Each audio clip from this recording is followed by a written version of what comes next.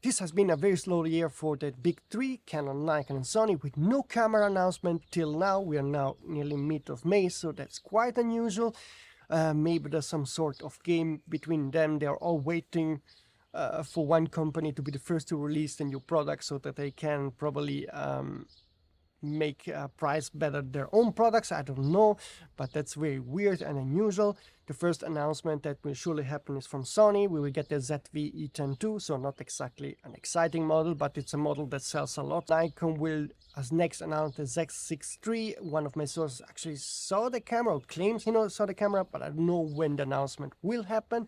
And Canon is very likely to announce the R5II very soon, probably at latest in June, but this camera should be coming very soon. Today I want to talk about all the Canon rumored stuff. As you know, the Canon rumors have been quite wild, with a lot of crazy rumors, and turned out that nearly everything was wrong, and I don't have yet reliable Canon sources except of one source that gave me correct info about the 200-800mm lens back in autumn, and he didn't share any new details yet, so I still have to work to get some more Canon sources. But what I want to talk about today is the rumors you are reading on the web, like on Digital Camera World, Ordinary Filmmaker, Canon Rumors and so forth, and make a wrap up of those kind of rumors, knowing that it's still unreliable stuff, except probably for the R5II that will indeed be announced within one and a half months. About that I'm nearly certain.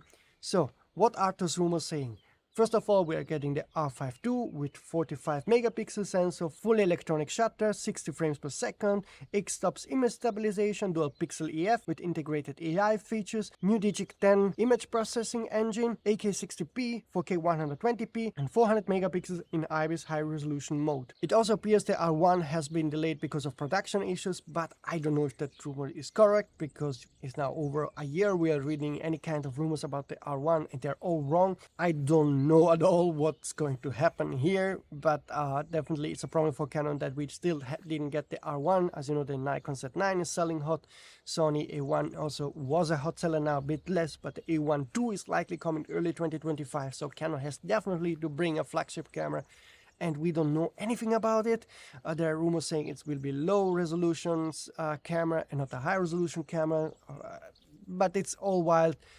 But could be that Canon has some kind of issues, because I cannot explain otherwise why the R1 is still not here, and that would be a very important camera for Canon. Moving on, the R6 successor is also likely to be announced. I don't know when, could be in late summer or early autumn, but still very wide rumors. There are even crazier rumors about a fixed lens anamorphic camera, but that's again super wild.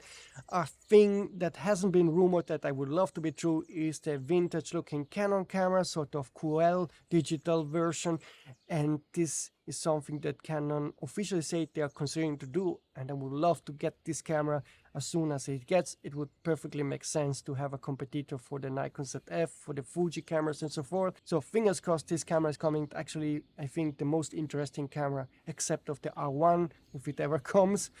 And regarding lenses, the rumored lenses are the 1435 2.8 USM-Z, 24-70mm 2.0, the 24-35 and 50mm 1.4, 70-200mm 2.8 with inner zoom, 200-500mm 4.0, and some new teleconverters. Those were all the rumors floating around the web. Like I told you, nearly everything is really very unreliable. Only the R5II is likely the first reliable info we are getting, and I think it will have that new 45 megapixel sensor, but for the rest I really don't know. I will try to work on new Canon sources and also try to squeeze out new information from that one reliable Canon source, but so far that's all we have. I hope also to get some more info about the Sony alpha bodies coming then the second half of the year. That's when we are getting new full frame alpha cameras, way more interesting than the ZV-E10 II, and also some additional info about the Nikon Z6 III or the Nikon Z7 successor. Those cameras are definitely coming from Nikon in the next couple of months. That's it for today. See you soon.